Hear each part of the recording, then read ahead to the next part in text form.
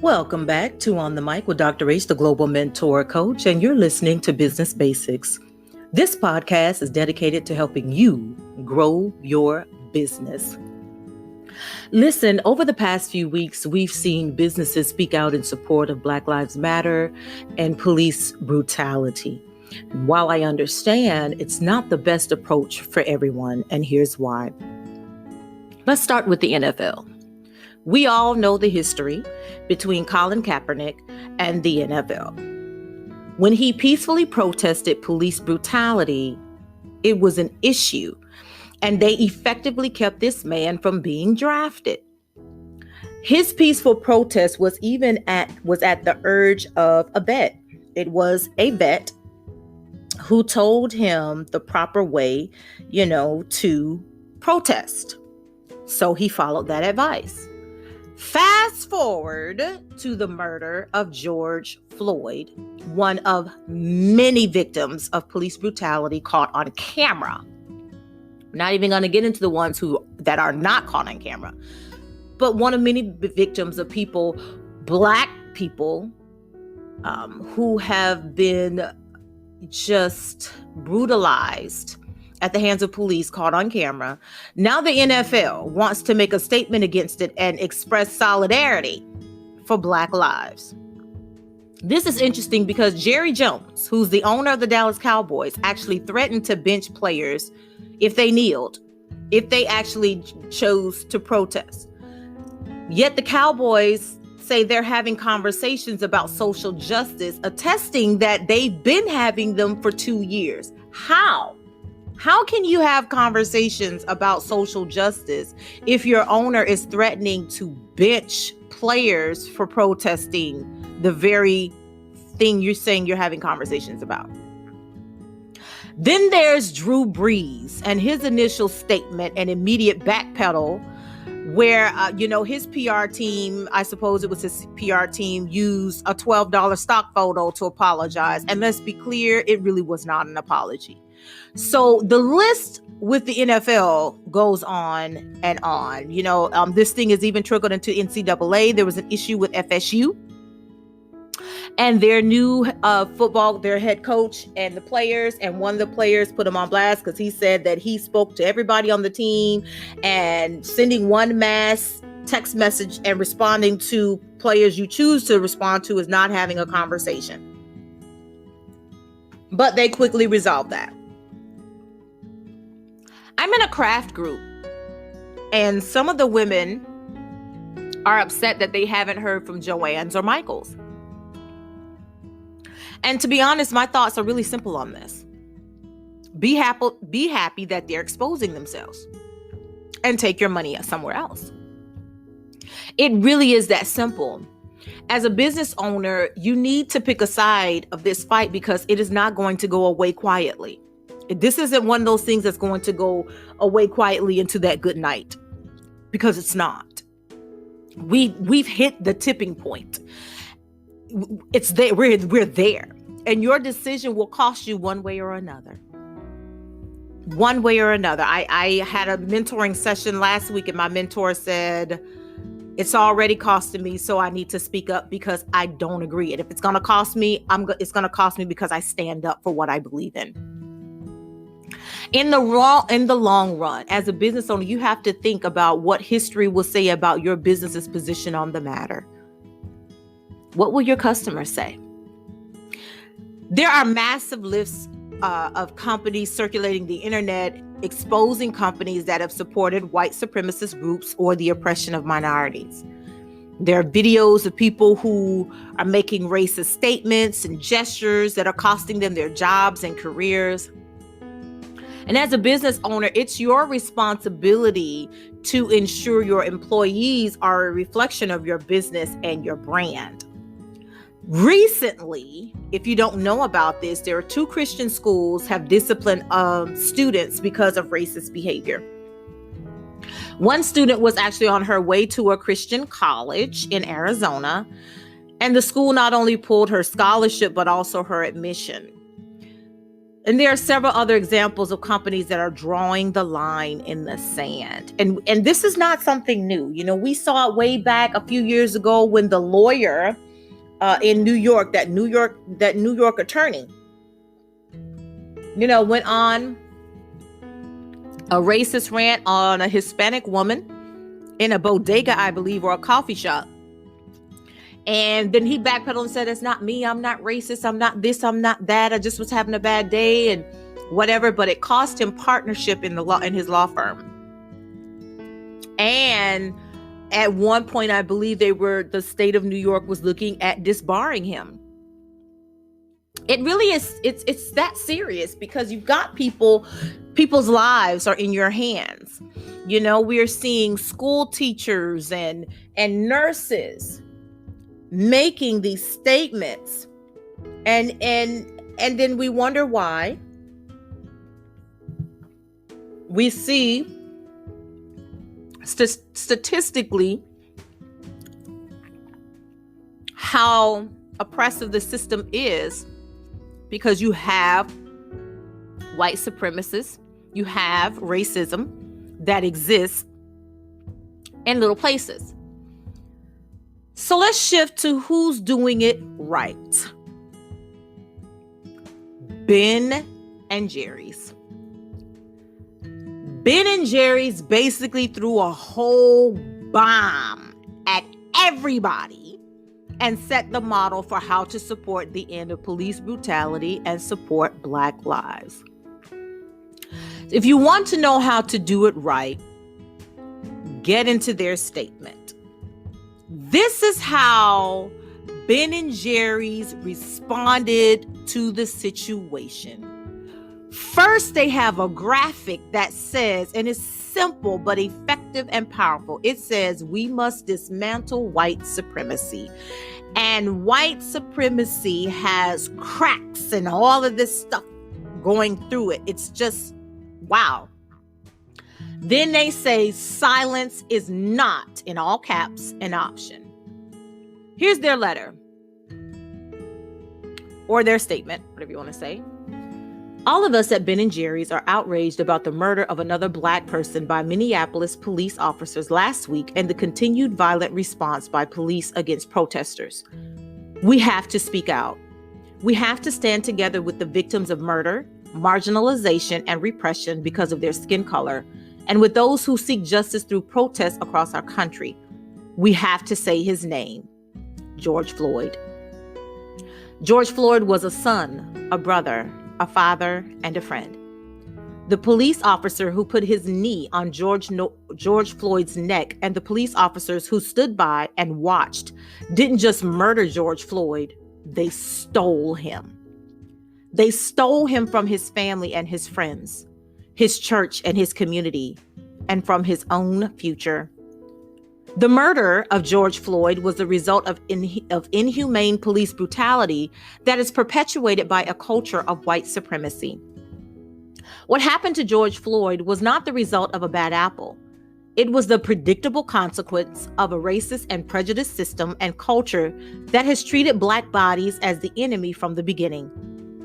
What happened to George Floyd in Minneapolis is the fruit born of toxic seeds planted on the shores of our country in Jamestown in 1619, when the first enslaved men and women arrived on this continent. Floyd is the latest in a long list of names that stretches back to that time and that shore. Some of those names we know: Ahmaud Arbery, Breonna Taylor, Oscar Grant, Eric Garner, Trayvon Martin, Michael Brown, Emmett Till, Martin Luther King Jr. Most we don't. The officers who murdered George Floyd, who stole him from those who loved him, must be brought to justice. At the same time, we must embark on the more complicated work of delivering justice for all the victims of state-sponsored violence and racism. 4 years ago, we publicly stated our support for the Black Lives Matter movement. Today, we want to be even more clear about the urgent need to take concrete steps to dismantle white supremacy in all its forms. To do that, we are calling for 4 things. First, We call upon President Trump, elected officials, and political parties to commit our nation to a formal process of healing and reconciliation. Instead of calling for the use of aggressive tactics on protesters, the president must take the first step by disavowing white supremacists and nationalist groups that overtly support him, and by not using his Twitter feed to promote and normalize their ideas and agendas. The world is watching America's response. Second, we call upon the Congress to pass H.R. 40, legislation that would create a commission to study the effects of slavery and discrimination from 1619 to the present and recommend appropriate remedies. We cannot move forward together as a nation until we begin to grapple with the sins of our past. Slavery, Jim Crow, and segregation were systems of legalized and monetized white supremacy for which generations of Black and brown people paid an immeasurable price. That cost must be acknowledged, and the privilege that accrued to some at the expense of others must be reckoned with and redressed.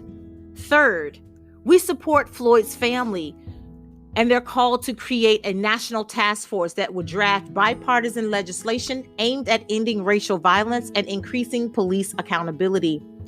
We can't continue to fund a criminal justice system that perpetuates mass incarceration while at the same time threatens the lives of a whole segment of the population. And finally, we call on the Department of Justice to reinvigorate its Civil Rights Division as a staunch defender of the rights of Black and brown people. The DOJ must also reinstate policies rolled back under the Trump administration, such as consent decrees to curb police abuses.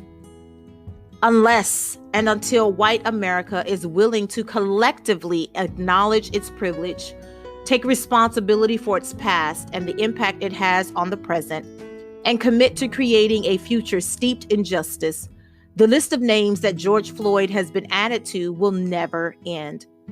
We have to use this moment to accelerate our nation's long journey towards justice and a more perfect union.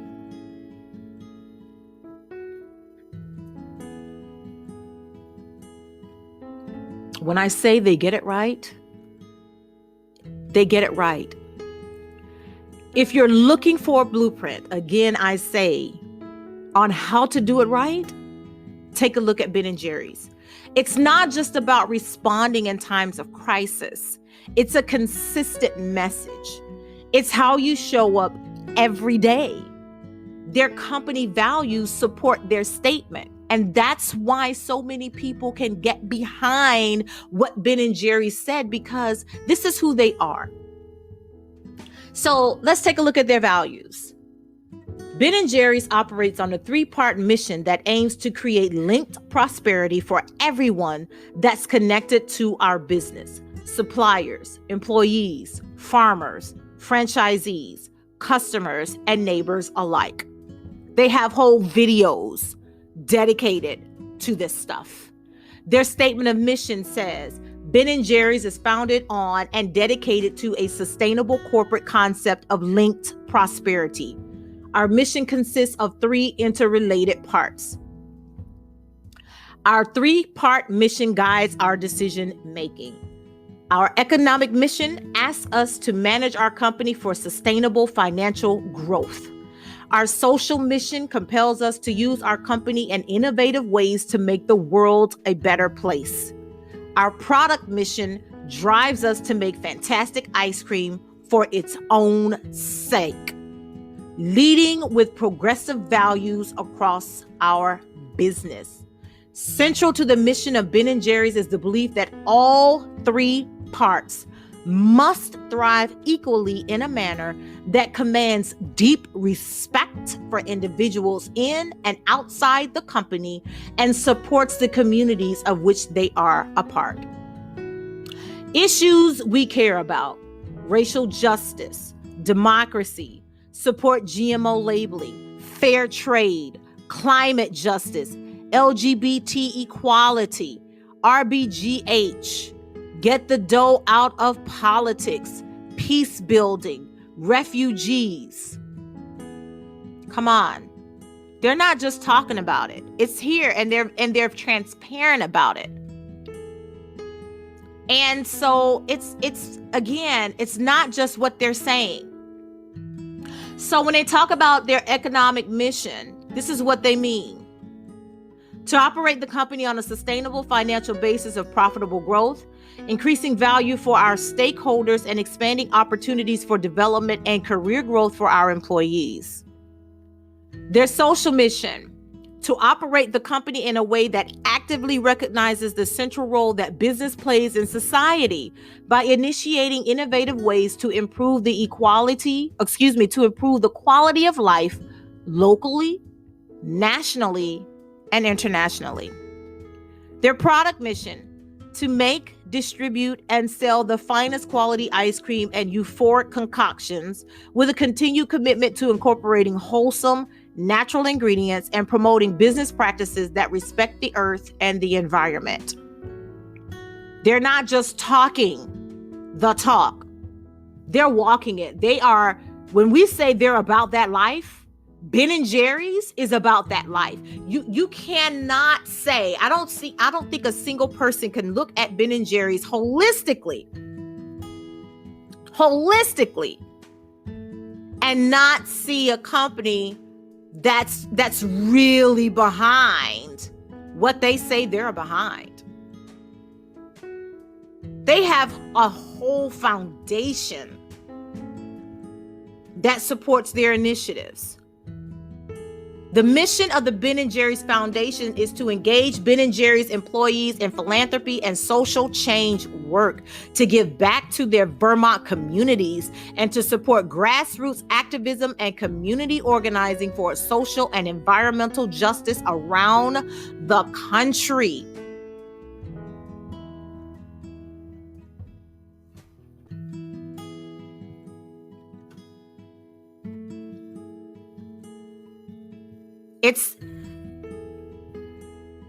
It's a lifestyle. It's a culture. This has been Ben & Jerry's.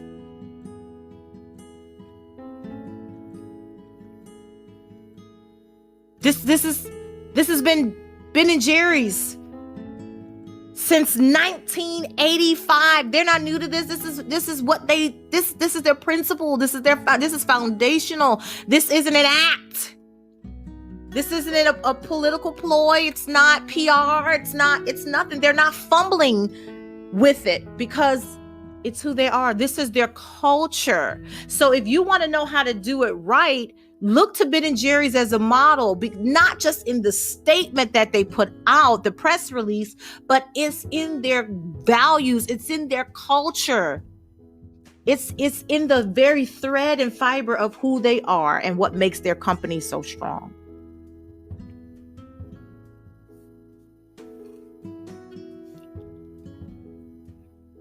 You want to learn how to do it right, how to build a strong foundation.